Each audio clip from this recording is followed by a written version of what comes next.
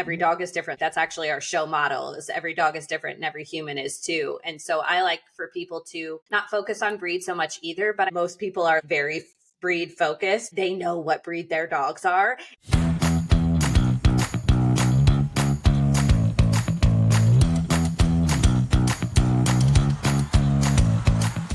Welcome to Straight Up Dog Talk, the place where no one feels alone in the mess and the magic of dog life. Today I'm joined by Annie Grossman, dog trainer, educator, and author of How to Train Your Dog with Love and Science. In this episode, we're diving into the stories behind the book, the dog who started it all, and the powerful shift that happens when we lead with curiosity, compassion, and connection. Whether you're just starting out or you've been in the training world for a while, this is one of those conversations that remind you why we do this work.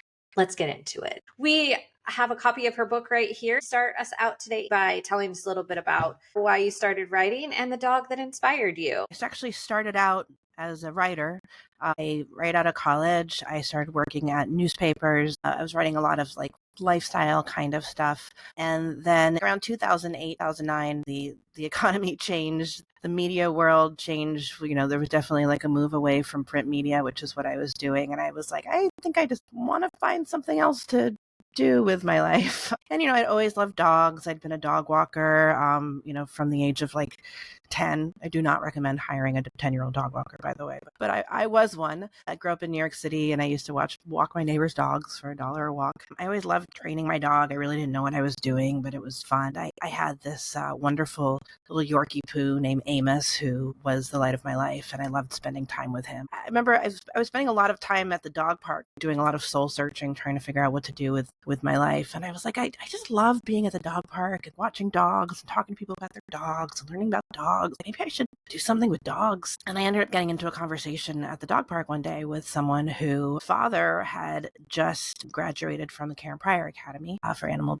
training and behavior. I had looked into some programs, and they all seemed too eager to take my money. But the more that I talked to him, and then I got in touch with his father, the more I felt like, okay, this seems like a really legit vocational school. And I applied. I really knew nothing about dog training, which I think is kind of unusual. I think a lot of people go into Karen Pryor Academy with a lot of experience under their belt to kind of get that accreditation and finesse their skills. I went in just a total blank slate, really found it transformative. Not only did it get me, super excited about this idea of having a career working with dogs, but it also just made me see the whole world anew, because it really introduced me to the science of behavior and animal training as they teach it, as a technology of that science. I don't think I was aware that there was a science of behavior. At best, maybe I thought it was kind of like a pseudoscience. But I got really interested in nerding out on where did this come from? Who figured this out? How did this develop? And that was 2010. I just kind of started reading everything I could get my hands on about the development of the science of behavior over the last century or so. And when I graduated Karen Pryor Academy, I was like, well, I guess I'm going to go be a dog trainer now. Couldn't quite figure out how to get started. There was no one around who seemed like a obvious mentor that I wanted to work with. And I got it in my head, if I had a space, I feel like if I had a space people could come to, so much about training, I believe, is the environment. The environment dictates behavior. And I felt like I really wanted to have an environment I could control and bring people to and have essentially a school. So I moved all my furniture out of my Manhattan living room and put in a Murphy bed and started what I called School for the Dogs, and had group classes and did private lessons. And for me, it was really key to having that space sort of helped me conceive of how I wanted to exist in the world as a dog trainer and how I wanted to work with people. And it was an amazing success right off the bat, and I expanded to progressively larger locations over the next few years, and ultimately ended up in this beautiful 2-story facility on East 7th Street in Manhattan. I think at its height, we had something like 15 trainers, and we're seeing hundreds of dogs every month. And all the while I was running this business, I was also in my head writing this book about how to train dogs and about understanding the science of behavior through dog training, and sort of trying to convey to people how dog training, yes, it's about getting your dog to walk nicely on leash and not pee on the carpet and not jump on people and this, that, and the other, but that there are so many lessons that we can learn through training our dogs about how we exist in the world, how we relate to each other, how we are trained by forces beyond our control. I'm so excited the book is out there. Also because I think dog training in a lot of ways is unfortunately a luxury. Certainly doing it in New York City was not something that I could easily provide to people on a budget. Had to often charge more than I wanted to charge because so much of what we were doing was on site too. That limited the amount of people we could work with. So I'm just glad this book is out there because I feel like it's low price point. It's like $12 or whatever. I don't think it's a majorly comprehensive guide, but my goal was to write something that would just tweak people's point of view and get them started on the right foot, get them asking the right questions, get them finding the right people to work with, and sort of seeing things in a way that I hope is refreshing and that clears away some of the static out there about dogs and training. You did a beautiful job of that in the book. You touched on a lot of things here that I want to touch on today, so that's phenomenal. First of all, I was also a 12-year-old dog walker and pet sitter. I started at a very young age, and I'm also a really huge dog nerd. I'm really excited to have this conversation with you today because I feel like they get a lot deeper when we both have the background in it, but we also have our unique individual viewpoints on things. So it opens up the discussion a little bit more for the listeners, which is always super fun. Something that you just touched on there in your little spiel was accessibility and cost point, because nowadays that's like a huge thing. Dog training, being able to train your dog is a privilege. The world just keeps getting more and more and more expensive, and people who want to train their dogs go and they check out videos on YouTube and they stumble onto somebody that you mentioned quite frequently in your book, which is Cesar Millan. And then they end up putting their dogs in these bad situations without even realizing that they're doing it. And now, of course, we have to go back through learning things and figuring out what we did wrong because they've created bad scenarios in their home without even realizing it. And I think that it's so terrible that there's so much content out there that's like that because it causes there to be so much conflict in our homes and put animals in danger of losing their lives, putting people in danger of getting bit or harmed by dogs just because dogs are scared. And I really wish that there was more regulation on those kinds of things and how they're available and accessible and who's allowed to do it, because it is dangerous in so many different ways. And I don't think that people think about that. And that was one of the reasons that I started this whole thing.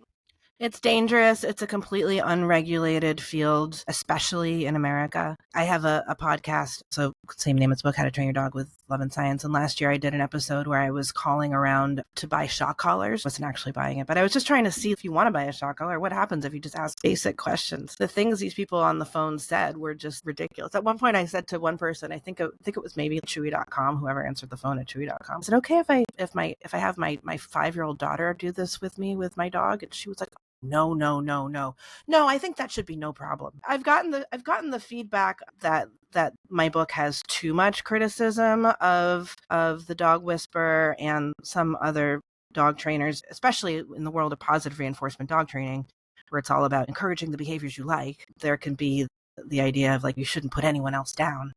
But I do agree with you. I think it's really dangerous. I think it's dangerous because so much information out there that is free and accessible is at best dated and useless, and at worst, it can really cause harm to dogs and to people. And that's why, rather than pointing out every example of poor dog training out there, I kind of use Cesar Millan as like a stand-in for, all the bad dog training out there. As an example, and sort of as a way to say, like, okay, let's step back and think about the science. Let's think about dog training as it relates to the science of behavior, because it's a lot harder to argue about science than it is about so many of these kind of opaque things that people like he are saying about, energy and dominance and things that are hard to define. Energy for me is a really big pet peeve kind of word, because I feel like so many people just sort of take for granted as if energy is so important with dog training. It's like, okay, but what does that actually look like? Well, what does it mean, right? Because energy could be so many different things. Is it the time and energy, like effort that you're putting into it? Or is it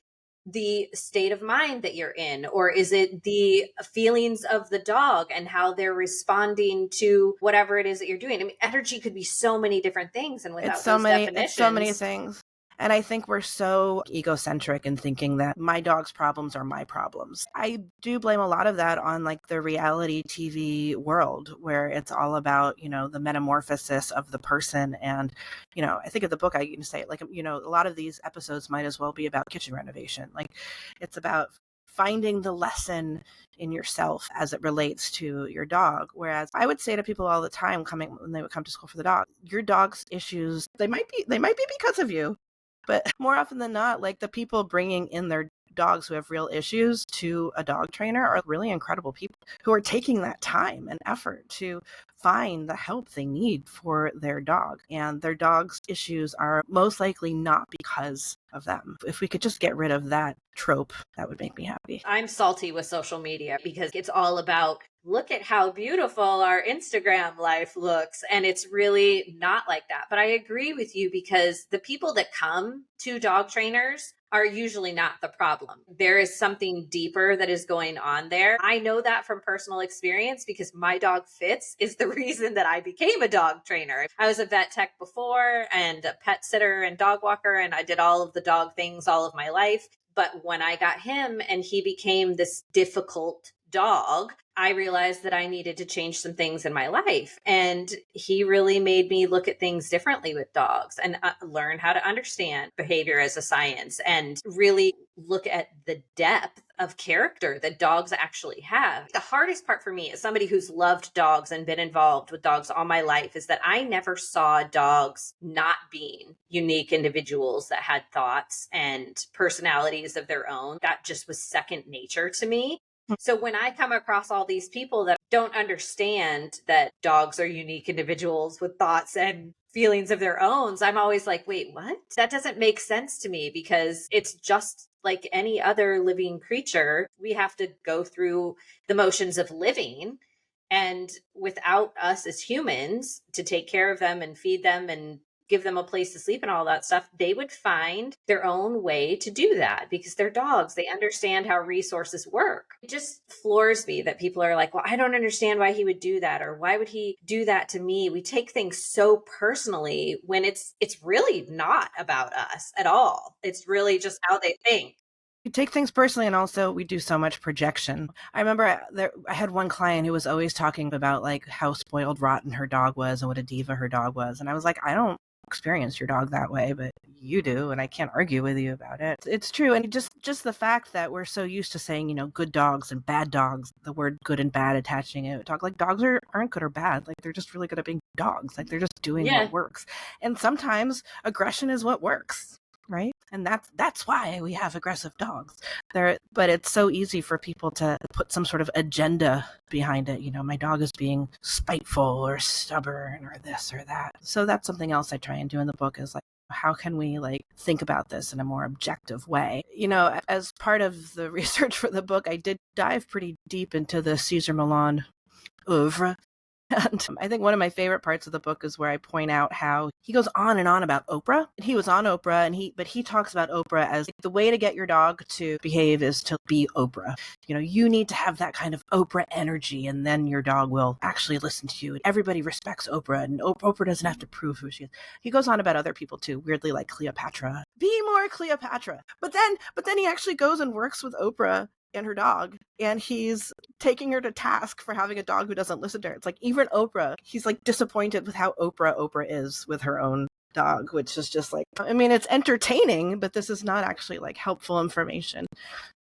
I've never told a client to be more Oprah. It's phenomenal that there are so many instances in your book where you show the backtrack of that. You do a really good job of saying, this is exactly what he portrayed, or this is exactly what I witnessed. And then this is how I broke it down and can show you a different point of view on this, which is what a lot of people really need because we have been force fed this culture of dogs so much that we have all of these expectations and these beliefs of dogs. that are not actually true. Yeah. And I also think we tend to think about dog training as very like prescriptive. Like Yes. you need to follow this recipe. I'm sitting next to a shelf of dog training books, and most of them make me want to fall asleep because they're recipe books. Okay, this is how you do house training. This is how you do down. And I guess there's a place for that. But I wanted to write something that felt more like a story, that felt more like you want to actually follow the thread of where this is going and make you actually like think in a larger way, so that you can then tackle those issues one by one from a point of view that makes sense, even if I don't go into detail about what specifically to do when your dog is jumping, but that you can use this sort of point of view shift to approach that on your own. And like you said, not everyone is going to be able to afford a dog trainer or have access to a dog trainer. But I almost think of it like exercising or eating. Ideally, everyone kind of knows the basics there. And then if you're lucky, you can find a really good coach to hold your hand, help you refine what you're doing, someone who's further down the path than you are, which is another thing. Dog trainers are not born with special talents, and that is another myth that's out there. A couple months ago, I saw a girl I went to high school with at another friend's house, and I was hanging out with her dog, and she was like, "My dog is just drawn to you. You have special abilities." And I was like, I actually don't think that's true, but I think it's like the sticky idea. You want to see me as a magical dog person, when in fact, the best dog trainers are not born with special energy. They've just figured out how to clear away the static. If you can find somebody who knows more than you do, and ideally has some certifications, only just because we were saying that's like, it's such an unregulated industry. Truth is, I think a lot of the certifications don't even mean anything, but at least it's something. I'm studying for the CPD TKA. I haven't completed it. I can actually show you guys right here. Here is all 300 of my flashcards for the test. It's a whole thing. But I have taken other things like Kim Brophy's legs course. I've taken Michael Shikashio's aggressive dog course. I have, like you, had an entire bookshelf of books that I have read or listened to. I have had many conversations like this. And obviously, through 30 years of working with animals, I have obtained a certain level of knowledge. But I agree with you. It's not so much that we have this special aura or these special skills. It's that we understand dogs and we know how to appropriately approach them in a way that's not necessarily, I don't want to make it like a blanket statement kind of thing, but we know how to approach dogs for the most part in a way that almost every dog is going to be receptive to it, because that's how they're designed. And we understand that about the nature of dogs.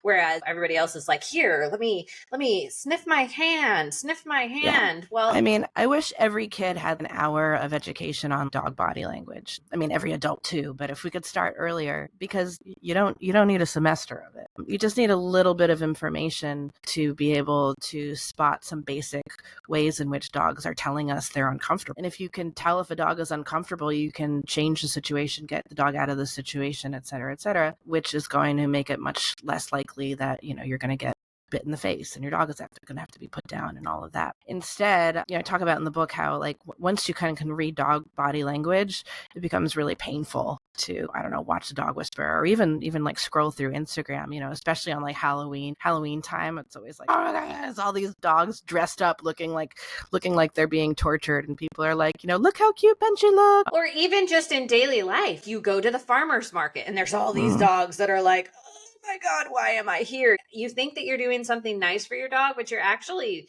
stressing your dog the fuck out. Yeah. And dog trainers in general, tell me, maybe you don't agree with this, but my experience of most dog trainers is they don't want to talk about the science with clients. I do think it's a good idea to stay away from jargon, but I also think that science seems scary, where I've always felt the opposite. I've always felt like you can understand like classical conditioning and operant conditioning pretty well. I can give you like a 10-minute education on those two things. In the book, I talk about like classical conditioning is basically learning by association. Operant conditioning is basically learning by consequence. And just a quick education in like a 5th grade level education in that aspect of the science, I think, goes a long way. And especially what goes a long way, I think, is thinking about how dogs are feeling and how we can change those feelings using classical condition, or AKA learning by association. When you're starting out, at least, it's so much more important to help a dog feel good than it is to think about their behaviors. And we tend to think about dog training as sit down, stay, leave it, drop it. I've been working at the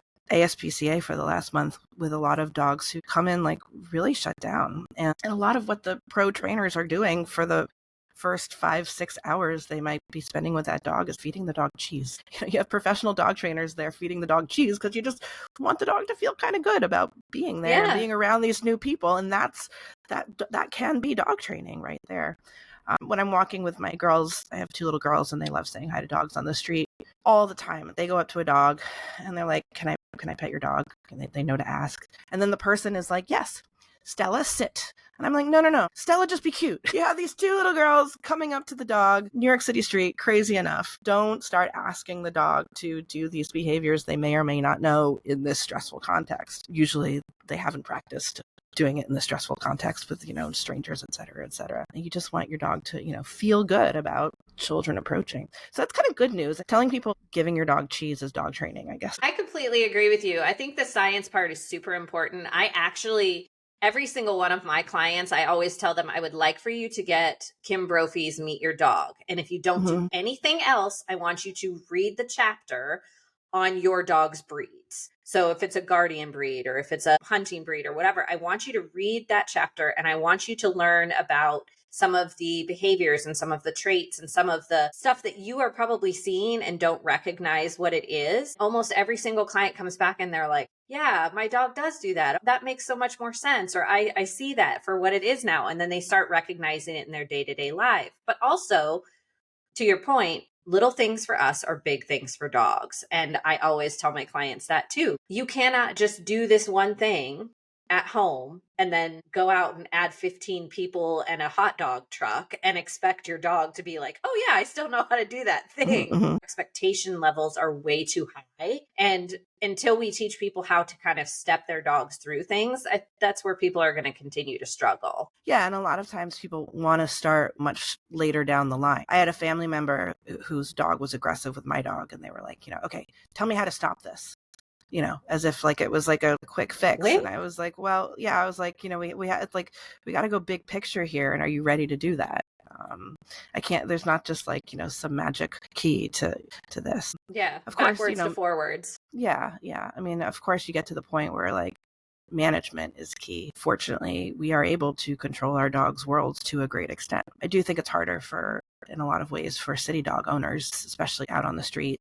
You can't control everything that's going on the way that you can if you have an acre of property.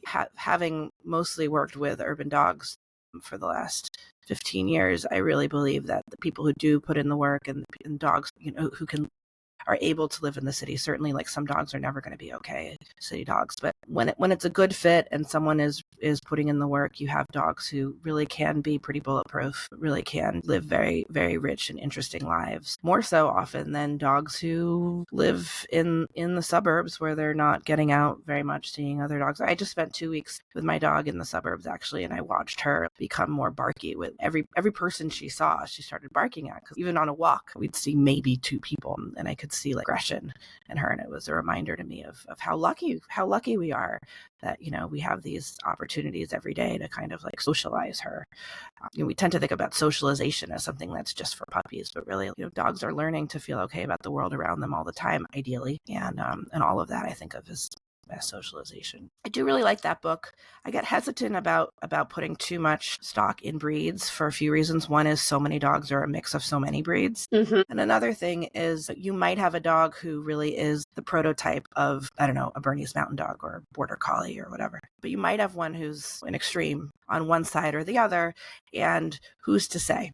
Who's to say what you're going to end up with? Actually, one of my good friends we call her a couch potato Border Collie. I've also known dogs who you would think of are more lazy dogs who are super vigilant and on top of things. So I think that the Brophy approach, like I said, I like that book, but I have some hesitations about being too breedist, I would say, especially because I think some people make very broad ideas about breeds, say like, oh, I got this breed because I read in this, breed book that it's good with kids. At the end of the day, my personal approach is to look at them each as individuals. And secondly, to think about like them as dogs, because as dogs, most dogs have more in common with other dogs than they don't. And most dogs, I think, also have more in common with people than we give them credit for. One point I try and make in the book is, if you think about all the species who've ever existed in the world over the last, 4.5 billion years, only 1% of all species still exist. 99% of species have gone extinct. And the fact that not only are dogs and humans not extinct, not only are we vertebrates, mammals, we live in the same climate,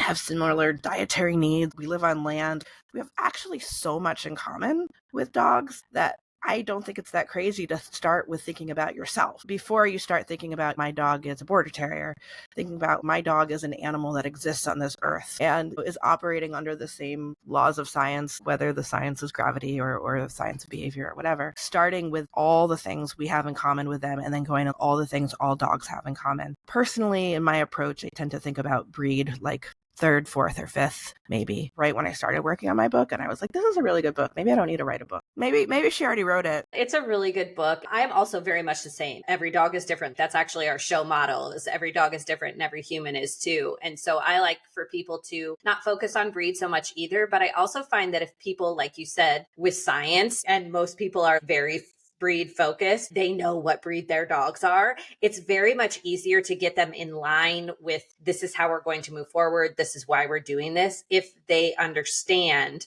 these are the characteristics, and that's why I'm talking to you about this. Not because your dog is a border collie, not because your dog is a Malinois, not because your dog is a German Shepherd, but because these are more tendon in your breed of dog. But like you said, it might not be the case. You might have a lazy Malinois, or you might have a lazy border collie. You might have a really high-strung Chihuahua that likes to chase balls and play games instead of sit in your lap and bark at the neighbor or something. There are definitely big differences, but for most people, it's a good way to at least be like, okay, here's our baseline, but this is only our baseline. Let's build from this and see which direction we go from here. It's like a way in. There's a lot of jargon, a lot of terminology, a lot of big words. Even management can be a word that is scary when we talk to our clients, because they're like, well, wait, what does that mean? What does management mean? What are we managing? It's like, okay, well, it's really not that big of a deal. It just means we're putting up a baby gate here. Yeah.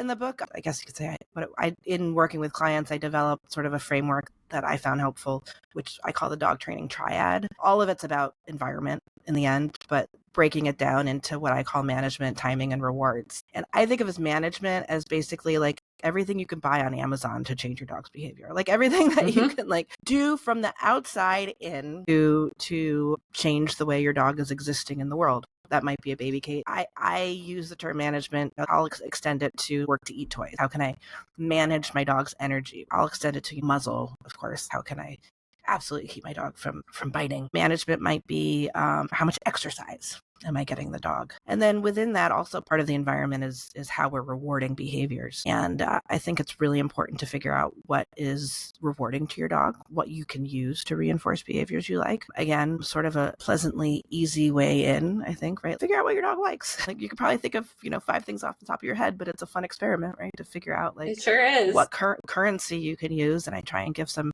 examples of exercises you can use to figure it out. But, sure, start with cheese, hot dogs, whatever. Then the third part is, how you're going to be able to give that stuff with really good timing, which, does take some skill, does take some finesse in some cases, but in other cases, like we were saying, if you're just trying to like create an association, sometimes it really is just about raining down the cheese, make it rain.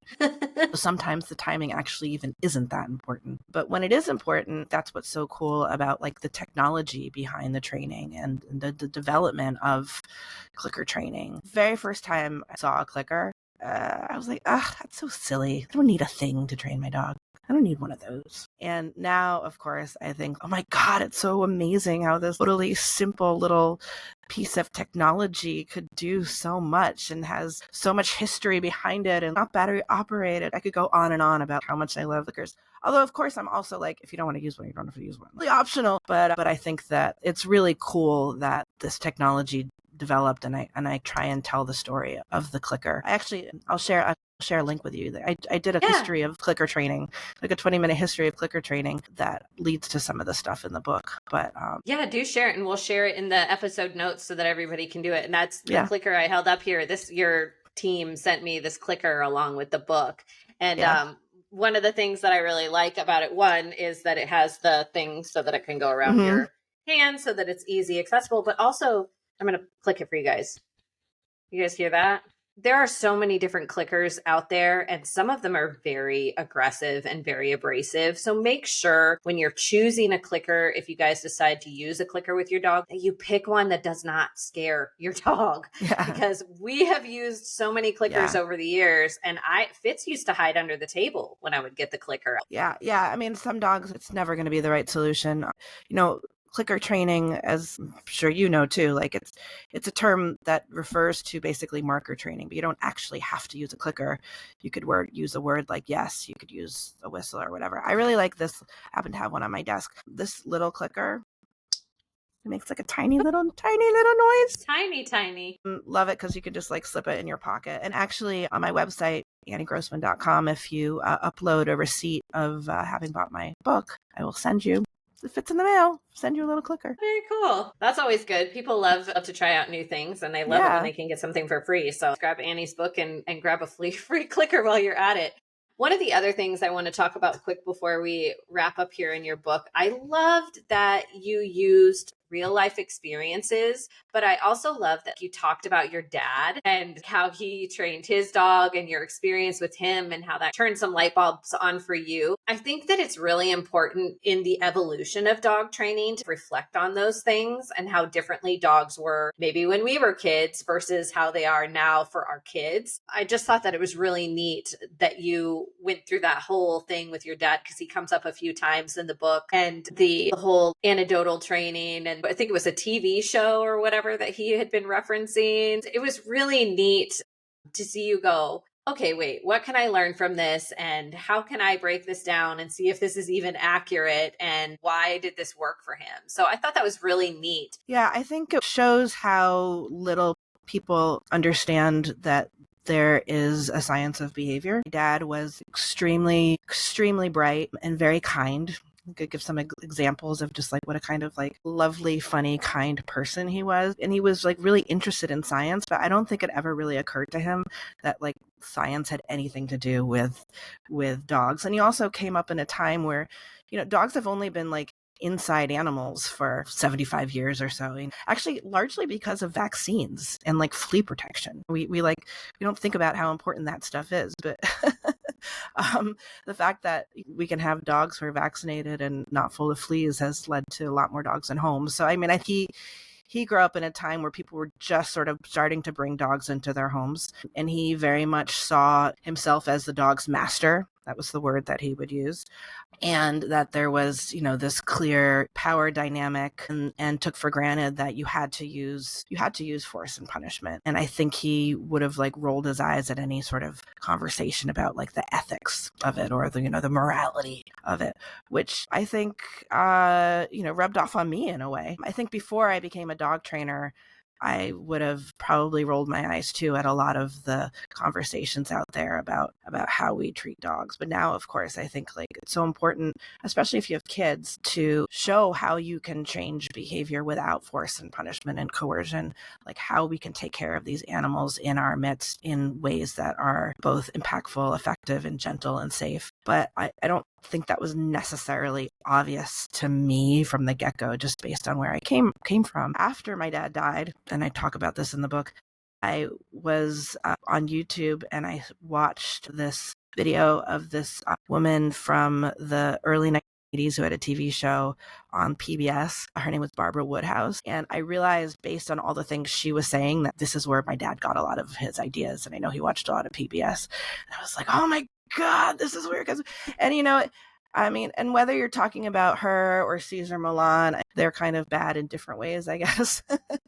But because Cesar Millan's on National Geographic, this one was on PBS, these are reputable outlets where we expect to get information that we can trust. And frankly, can't, at the end of the day, it's all about entertainment. Yeah. What's interesting about Cesar Millan is his sort of new age twist. Someone like Barbara Woodhouse and other iterations of her, I don't think had quite so much of the bent of you need to improve yourself to improve your relationship with your dog. I think it was a little bit more like yank, pull them, push them, just manipulate them to get her done, which by the way works. It's not that like you can't get behaviors that way.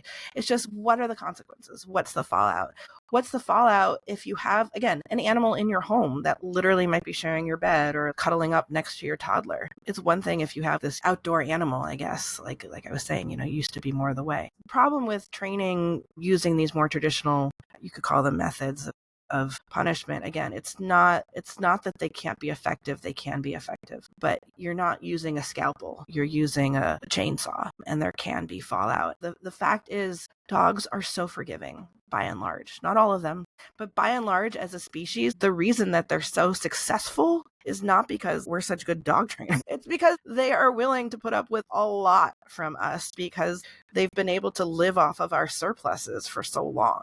They've been able to live off 75% of the dogs in the world don't even live in homes, but they're still living off of our trash and our excess, and able to be forgiving and put up with the craziness that we put them through. The problem with punishment, it really is that it works, is that we can get away with it. But we know so much more now than we've ever known about dogs before. The field of the science of behavior is so rich, and we're learning more about behavior than any other generation has known. The canine cognition labs have exploded over the last few decades. If you're a dog lover, you're so lucky to have this animal that you can experiment with how to use positive reinforcement in a way that's effective and to get behaviors you want with this willing participant in your home with very low stakes. Book I talk about I love training tricks and silly stuff, but it's not because I'm looking to impress my friends or anything, or I need to put on a show. It's because to me it's a really fun way to watch how my dog is learning, and I find that that's really truly a hobby that I find improves both of our lives. And dog training as hobby is also sort of a new idea, right? People think if you have a horse, that's a hobby, but if you're doing dog training, it's you're solving a problem or trying to cross something off your list. I agree with you. It's so funny that we have this kind of idea in our heads of what dogs should be and how they should be, when really our dogs are just kind of chill beings that just hang out, and they're more than happy to hang out. And if we didn't put them in uncomfortable situations, we probably wouldn't see a lot of the behaviors that we didn't like in the first place. And so to your point earlier, that our dogs just adapt to our environments and are not necessarily a result of our mood or whatever. If we would just relax a little bit sometimes and enjoy the moment with our dog, we would have so much more success in having that relationship and having the reactions that we want to see from our dog, just because, as you said,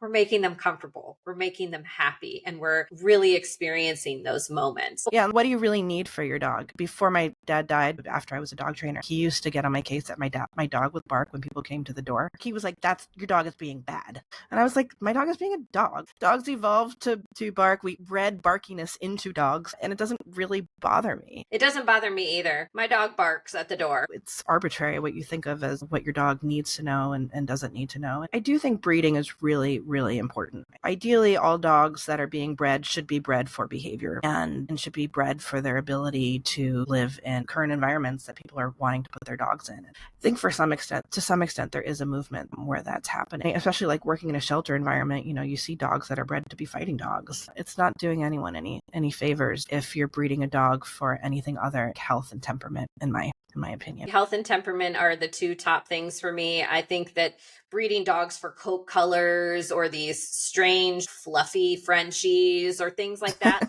we're entering into areas that are potentially tampering with things that we don't need to be tampering with. We need to set our dogs up for success in all ways, and scientifically engineering how they look is not it, guys. It's just no, but I think we can engineer other things about them. I really encourage people, if you're going to go to a breeder, which I don't think is a bad idea. I think there's also a stigma about that too. You should always get a dog from a shelter, which I don't think is necessarily true. I think it's really important to make sure that you're working with a breeder who is putting in the time and effort to improve the breed and make sure that they're breeding for behavior and temperament, and making sure to place dogs like in homes that are, that they can make the best guess like of what home is going to be right for which dog. And not just pumping them out for cash. No. And that's what's going to keep dogs out of shelters too. Mm-hmm. It is. Breeding and training, in my opinion, just like go hand in hand. And also important to find breeders who are, doing training from day one. Training doesn't happen when you start doing dog training. Like, dogs are always learning. And therefore, like, we have the opportunity to be their teachers always. A plug for the good breeders of the world. Plug for we need the good breeders. Well, one more question before we wrap up, and that is, what would you like to leave the listeners with today? Well, definitely, I hope everyone will check out my book. It's available on Amazon. It's also available as an audiobook. The audiobook is superb. And like I said, if you go to anniegrossman.com/book and upload your receipt, I will send you this cute little clicker. And also, I pulled a book off my shelf that's actually not about dog training, but it's just a really, really wonderful book that I recommend all the time to people that most people haven't heard of. It's called The Millennium Man. Are you familiar with this book? No. It's this really weird little book that is about the science of behavior, but more specifically about kind of how crazy it is that we've made such huge strides and so much in helping people understand so many aspects of science, and yet like the science of behavior has kind of been left behind. Like I said, many people think it's a pseudoscience and don't really realize that it actually should be taught probably like in biology departments. It's sort of weirdly nestled into psychology departments a lot of the time. And it tells the story of Leonardo da Vinci coming back from the past into, I think it's like the year 2000, and kind of how he goes through the world marveling at all the mistakes people are making because of a lack of understanding of all the advances that have been made in so many aspects of science since his time, but that how the science of behavior is still so poorly understood, and how like so many of the problems of the world are because of that. So it's a really weird, fun read that I think would be enjoyable for anyone who likes to nerd out about behavior. I will have to check that out and then reach out to you so we can chat about it. Yeah. It was amazing having you here today. Thank you so much. And you guys, here again is the book, How to Train Your Dog with Love and Science. You guys should definitely check it out. It's a really good read. And the Audible book, I will vouch, was phenomenal. If you are into audiobooks, that is the way to go. Yeah. It's so good. It's so weird to like, it's so scary to the idea of like someone else reading your work. When I actually listened to it, I was like, oh, thank God, this person is so good. Her name is Eunice Wong, and she just really nailed it. So it was so she really did a great job. Yeah. Well, thank you for having me. Yeah, absolutely. If you guys have any questions, please feel free to reach out to Annie via her website and check out the School for Dogs. And we will see you guys next week on Straight Up Dog Talk.